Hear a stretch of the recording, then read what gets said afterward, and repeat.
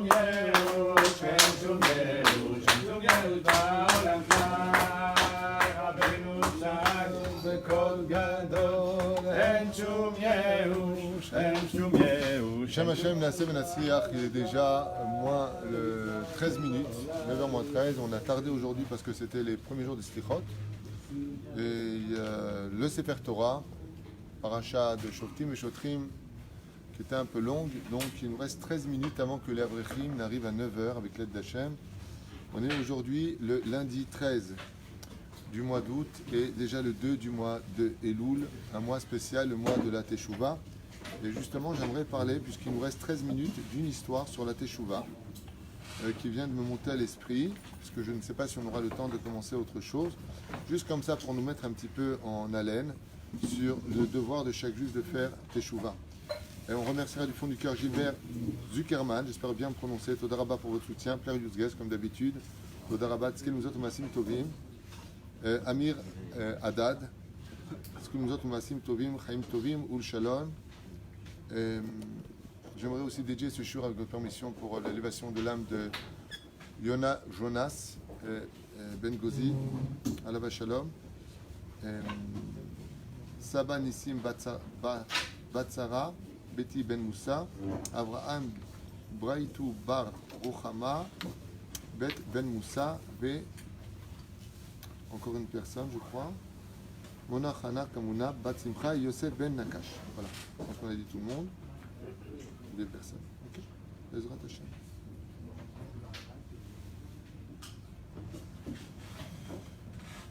Il est vraiment très tard, donc vous connaissez la liste. Bezrat Hashem, grande refoua shelema pour toute la liste ici présente, parce qu'il est vraiment tard.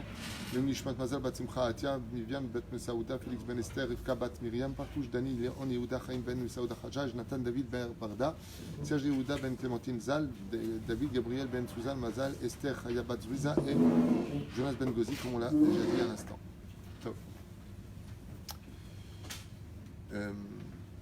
On a posé déjà plusieurs fois la question Mazé Bidjouk Larzor Bitchouva, pourquoi Bémet on devrait faire Teshuvah dans ce monde? Et puis la Teshuvah, elle appartient à des degrés différents par rapport à ce que nous sommes. Le but premier de l'existence d'une personne, c'est de comprendre que c'est une réincarnation.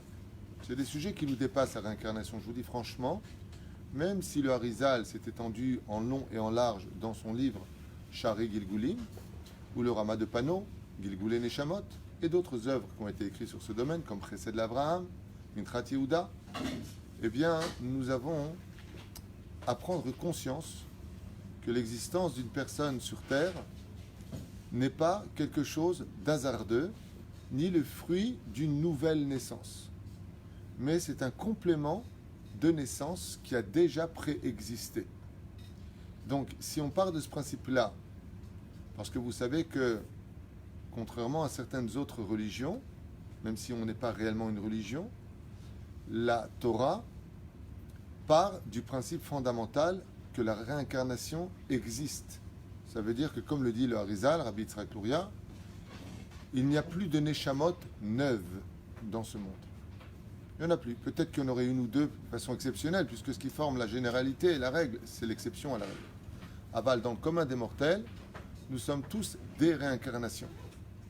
Et c'est pour cela qu'il y en a qui meurent jeunes, d'autres qui meurent à un âge moyen, et certains qui meurent à un âge avancé. Pourquoi? Prenons un exemple de réincarnation pour comprendre. Rabbi Akiva a fait Teshuvah à l'âge de 40 ans. Et il est mort à 120 ans. Il a vécu dans la Torah et les Mitzvot 80 ans. Quand il est monté au ciel, Hachem lui a dit Kol HaKavod, tu as 2/3 de ta vie bien remplie. Ouais. Mais le problème, c'est qu'il te manque 40 ans. 40 ans d'Averot. 40 ans où tu aurais dû être grondé. On aurait dû te mettre un petit peu sur le chemin de la Torah. Alors Hachem l'a réincarné. Mais il était tzaddik. Il est mort tzaddik. Donc il ne peut revenir qu'en tant que tzaddik. Et voici qu'est né un tzaddik, beaucoup plus tard, car Dieu a tout son temps. Et il s'appelle le Ramchal, Rabbi Chaim Moshe Luzzatto. Et lui, il n'a vécu que 40 ans. Et tout le monde lui faisait des remontrances. Et tout le monde lui disait, t'es pas un rave. Toutes les engueulades qu'aurait dû prendre Rabbi Akiva à son époque, quand il avait 40 ans, jusqu'à ses 40 ans, où il aurait dû avoir des remontrances, fait tchouva, fait shabbat, mange kasher, il les a pas eues. Il faisait partie de l'époque où il disait, je fais ce que je veux. Alors la teshuva du Ramchal de 40 ans de vie, il a même été rayé de la rabbanout, parce qu'il avait une Torah marginale. Il faisait rire tout le monde, il enseignait la Torah par le théâtre, regardez sa biographie.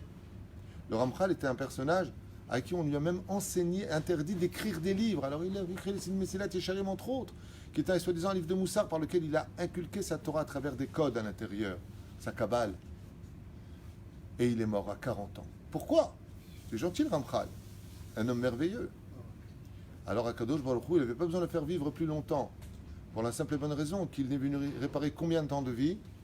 Que 40 ans de vie, pas plus, pas 41 ans, il n'avait pas réparé 41 ans de vie, il avait juste 40 ans. Mais une fois qu'ils ont fini, alors la vie était complète. C'est pour cela que si vous allez sur la tombe de Rabbi Akiva, à Tibériade, juste à côté, vous avez la tombe d'un autre tzaddik qui s'appelle le Ramchal. Mais qu'est-ce qu'ils font là? Ils n'ont rien à voir, ils ne sont pas du tout du même pays. Pas du tout. Il y en a un qui est d'Europe, l'autre qui est Bichlal d'Israël, originaire de Grèce de par sa conversion. Azma, qu'est-ce qu'ils font l'un à côté de l'autre? C'est même pas Bichlal les mêmes époques. Ils ont 1500 ans, 1600 ans de différence entre les deux naissances. Là où vous avez Rabbi Akiva, juste à côté vous avez le Ramchal. Pourquoi? Ça y est, les 120 ans maintenant sont complets. Nous sommes tous des réincarnations. Tous. Donc la première des choses à comprendre quand on veut faire teshuva, c'est d'éviter de les calquer. Ça veut dire on ne vient pas détruire, rajouter la raison pour laquelle tu as passé 9 mois dans le ventre de ta mère pour naître dans ce monde. La première chose que tu dois mettre devant tes yeux, c'est une éducation pour toi. Comme je l'ai dit hier à une personne qui est venue me voir, qui n'arrive pas à faire teshuva, mets-toi des limites dans la vie. Il y a des choses pour lesquelles tu ne dois pas négocier. Manger kasher, ça ne se négocie pas. Shomer Shabbat, ça ne se négocie pas. Il y a des choses avec lesquelles tu peux prendre encore un peu ton temps. Parce que si Dieu a pris 6 jours pour faire son monde, prends un peu plus pour toi. Des choses avec lesquelles on ne peut pas négocier. On ne peut pas négocier. Tu peux demander une avance à ton patron alors que tu n'as pas encore travaillé. Mais tu ne peux pas voler ton patron. Il y a des limites à ne pas dépasser. C'est exactement la même chose. Et la reine, avec l'aide d'Hachem, quand on vient et que l'on dit qu'on doit faire teshuva, la première des choses, c'est d'abord qu'est-ce que je ne dois surtout pas faire, parce que je vais revenir encore. Encore tu refais le gagne, encore tu prends une tannée par CM1, CM2, 6e, 5e, Aoud le baccalauréat, Aoud. Alma bijou m'avait lama. T'as pas envie de kiffer ta lumière là-haut? Je m'achale m'a d'avoir donné. Je vais vous raconter une petite histoire. Mais d'abord, avant tout, une fois que tu as compris que tu ne dois pas les calquer, c'est-à-dire casser les choses, briser les choses, on nous raconte le Midrash, ainsi que le rapporte Rashi lui-même. Pourquoi Dieu il a créé le monde par 10 paroles? Arebe Ma'amar Echad Nivra Haolam.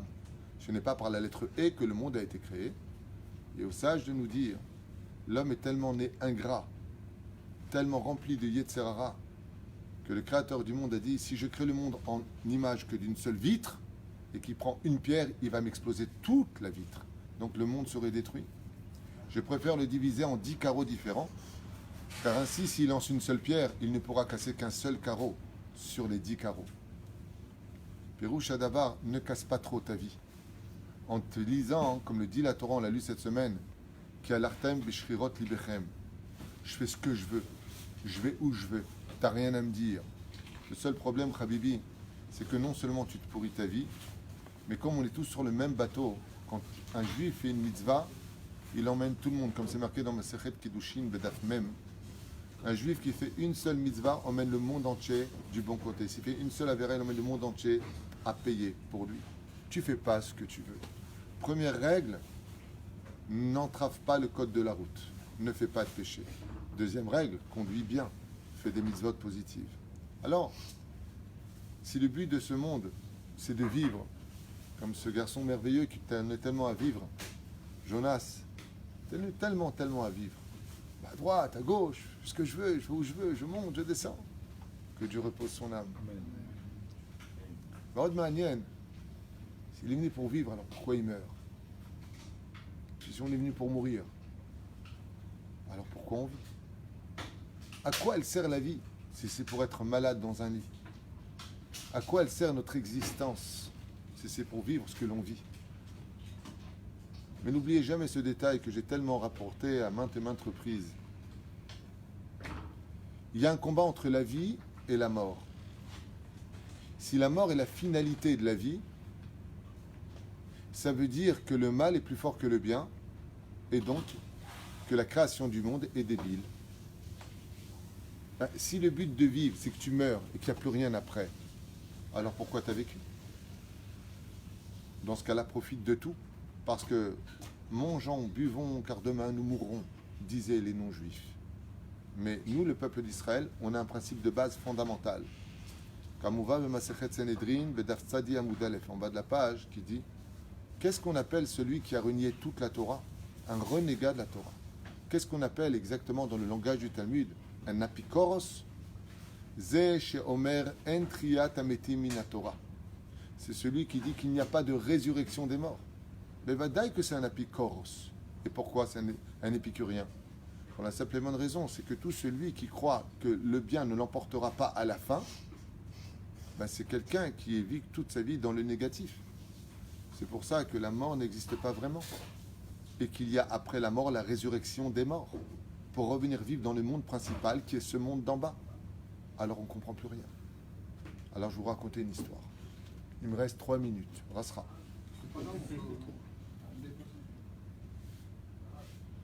Aya Maaseh, c'est l'histoire d'un roi qui avait un fils. Il adorait son fils. C'était son fils unique. Et ce fils unique, il n'avait pas envie de ce que voulait lui apporter son père. D'un côté, il avait une nounou, cuisinière. Quand il voulait pour entrer dans le carrosse, on lui ouvrait la porte. Quand il avait faim, il n'avait même pas le temps de demander où est-ce qu'un verre. Tu avais quelqu'un qui lui mettait une coupe dans sa main et qui lui versait du vin. Et puis dès qu'il avait un peu faim, tu avais 5 cuisiniers qui venaient lui faire, comme il dit la Gemara dans Sanhedrin, du bassar à la hèche, comme on dit, des grillades. Il n'avait pas le temps de prendre une fourchette, qu'il y avait quelqu'un d'autre qui lui mettait la fourchette dans la viande et qui lui mettait dans la bouche. Il n'avait pas le temps de mâcher, qu'il y avait quelqu'un d'autre qui lui mettait une serviette pour l'essuyer, style les temps modernes. L'enfant, il a eu une rasra. Il a eu une rasra de remma comme ça. Il est parti voir son père et il lui a dit: ton monde, ta façon de faire les choses et tes ordonnances ne m'intéressent pas. Il lui a dit: j'ai pas envie de vivre ça. Il dit: pourquoi? Et le fils a répondu à son père: parce que pour pouvoir engendrer un enfant qui soit fier de son père, il faut que je lui dise qui j'ai été dans la vie. Et tel que toi tu me donnes ma vie, à tout m'apporter sur un plateau comme ça, qu'est-ce que je vais dire?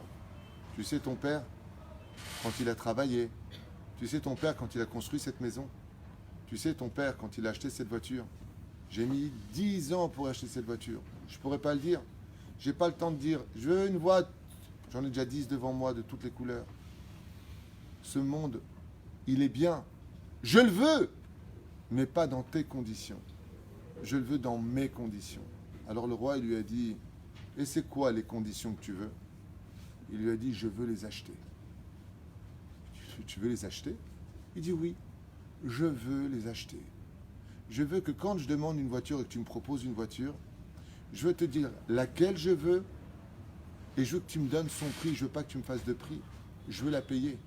Comme ça, quand je me marierai et que j'emmènerai ma femme dans cette voiture, ce ne sera pas la voiture à papa. Ce ne sera pas la maison que papa il m'a donnée. Je veux, moi, exister pour que mes enfants disent: mon père était quelqu'un. Parce que d'avoir tout sur un plateau, eh bien, quelque part, ce n'est peut-être que l'ombre de l'existence de celui qui t'a tout donné. Ça ne m'intéresse pas. Alors il lui a dit: très bien, la porte est juste derrière. Il lui a dit Todaraba, papa. Je reviendrai quand j'aurai de quoi acheter.